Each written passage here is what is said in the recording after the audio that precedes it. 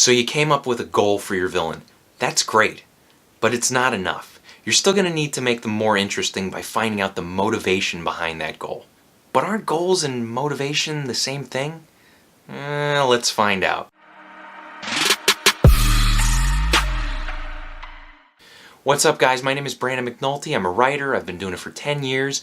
I've won contests like Pitch Wars and RevPit, and this channel exists to help make you a better writer. Today we're going to talk about character motivation, and if you missed my first two villain videos, you can take a look at them in the description below. You might want to take a look at the goal video because goals and motivation go hand in hand.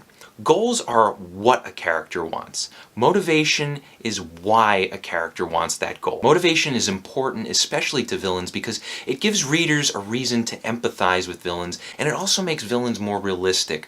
Oftentimes you hear about villains being cartoonish, and usually the reason why is because their motivation isn't realistic enough, or it isn't detailed enough. Now I'm going to teach you about a great technique I learned in the past year. It's called the 4 levels of character depth. The way it works is you start at the top with a goal, and that's of course what a character wants.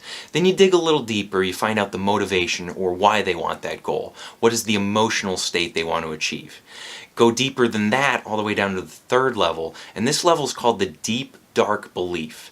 Basically, it's a belief that the villain holds where they believe something about themselves, maybe somebody else, or society as a whole. And this deep dark belief is what causes them to have that motivation. Now once you go down to the 4th and bottom level, this is the origin of the deep dark belief. And it's an event that causes the character to hold that deep dark belief. So as you can see, each level influences the level above it. You can start at the top or the bottom when it comes to creating characters, but make sure the bottom level influences the next level, and so on and so on. Now let's take a look at the example of Darth Vader. Starting at the top, his goal would be to conquer the galaxy. Rule the galaxy as father and son. Then his motivation would be power, and more specifically, power so that he feels secure, he feels comfortable. And his deep dark belief would be the idea that people who don't have power are doomed to be miserable, are doomed to suffer. And then at the very bottom, the origin of his belief would be the death of his wife Padme. He wasn't powerful enough to save her, therefore he believes that powerless people are doomed to be miserable. And that leads to his motivation to achieve power, and that causes his goal of wanting to rule the galaxy.